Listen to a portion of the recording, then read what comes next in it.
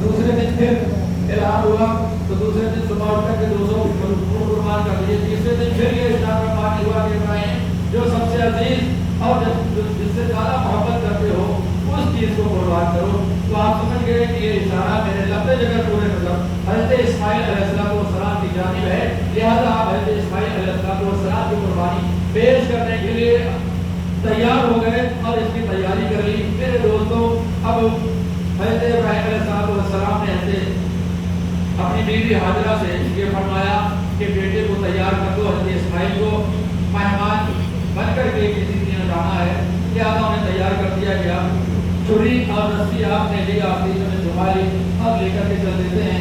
शैतान को और फिक्र पैदा हुई कि एक अल्लाह का वली, अल्लाह का पैगंबर अपने बेटे को कुर्बान कर रहा है और इस कुर्बानी से अल्लाह की रज़ा चाहता है। लिहाजा इससे रोकने के लिए शैतान ने का हथियार इस्तेमाल किया और हज़रत हाजरा के पास आया और कहने लगा कि आपको मालूम है बेटा आपका कहाँ जा रहा है? आपने फरमाया कि मेरा बेटा मेहमान बन के बड़ी सभी यहाँ पे मेहमान बन के गिरा है। शैतान ने कहा कि मेहमान बन के नहीं बल्कि हज़रत इब्राहिम ने ज़िबा करने के लिए। हाजरा ने कहा कि ये ज़िबा करता है, तो शैतान ने कहा कि ये अल्लाह का हुक्म ही यही है। अब मेरे दोस्तों सोचो, अपने कलेजे पर हाथ रखो, औलाद का मामला है।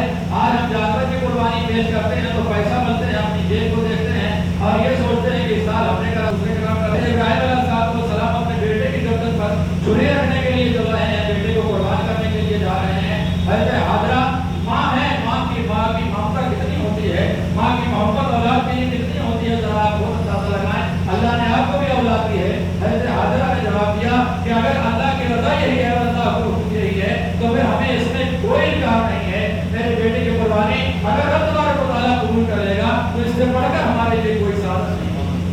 मेरे दोस्तों, शैतान लाजवाब हुआ और वहाँ से चलता है, हज़रत इस्माइल को बहकाने की कोशिश करता है, उनसे यही सवाल जवाब करता है। तो हज़रत इस्माइल अलैहिस्सलाम यही जवाब देते हैं कि शैतान तू मुझे बहकाने के लिए आया है। रब तबारक व तआला ने हमारी कुर्बानी अगर तलब कर ली है तो ये बड़े सादत की बात है, हमारी खुशकिस्मती है कि रब तबारक व तआला हमारी कुर्बानी चाहता है।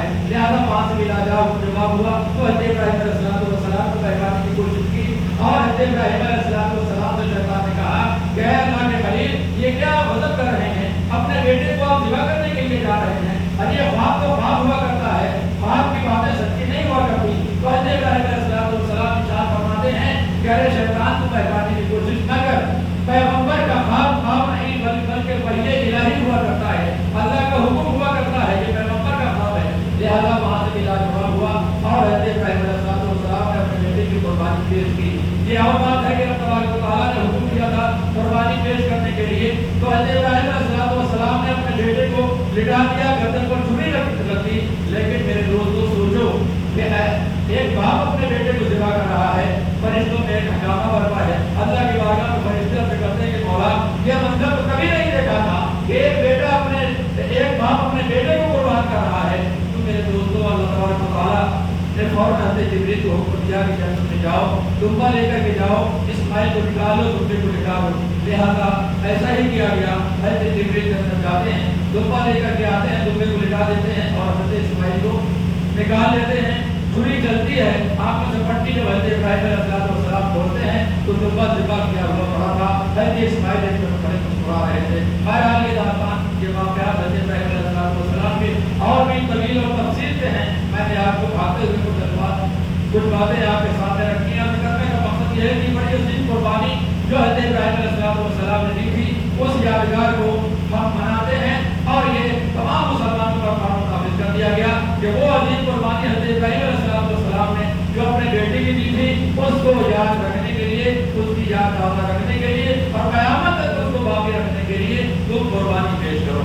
देखो मेरे दोस्तों, अब हमें अल्लाह ने अगर वफ़ा दी है, इत्ताअत दी है और मुताबिक हिसाब है तो हमें कुर्बानी कराना वाजिब है।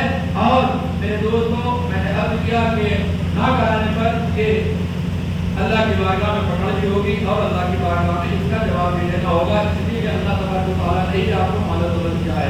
बहरहाल मेरे दोस्तों, कल बकरीद का दिन है, उसका नमाज के लिए मैंने पिछले जुमे को कहा था कि जुमे को आखिरी जुमे को इसका ऐलान किया जाएगा। बहरहाल तो सबसे अहम बात तो ये है कि नमाज क्या है? ये इबादत है। नमाज हम पढ़ते हैं, अल्लाह की इबादत करते हैं। उस हाकिमुल हाकिमीन की बारगाह में हाजिर देने के लिए जाते हैं। अल्लाह ने हमें ये खुशी के दिन दिखाए हैं, अल्लाह ने तमाम हमें इस किस्म की नेमतें अता फरमाई हैं। अब उसका आपके ज़हन में आ रही होगी कि अल्लाह की बारगाह में जाने के लिए जब अल्लाह का हुक्म हो तो फिर उसके हुक्म पर हमें सब काम छोड़ करके दौड़ पड़ना चाहिए और सारे काम छोड़ करके हमें नमाज में जा करके अल्लाह की बारगाह में हाजिर हो जाना चाहिए। लेकिन होता यह है कि खुसूसन के साथ ईद और बकरीद के मौके पर हमारा ये मामला होता है कि हमने एक ढाबा बना लिया है कि साहब हम जाएंगे लेट ही, चाहे इमाम साहब कुछ भी कहते रहे, कैसा भी कानून लागू होता रहे, कुछ भी होता रहे, मौसम कुछ भी कहे, हालात कुछ भी कहे, हमें अपनी ही रफ्तार चलना है। मेरे दोस्तों ये घाटे का सौदा है। नमाज के लिए अगर हमने कोताही की है तो मेरे दोस्तों आप कुरान उठा करके देख लीजिए, खराबी और नमाजियों की जो अपनी नमाज को देर करके लेट करके पढ़ते हैं, ना पढ़ने की बात नहीं, पढ़ते हैं मगर देर करके पढ़ते हैं, लिहाजा उन नमाजियों की भी खराबी है।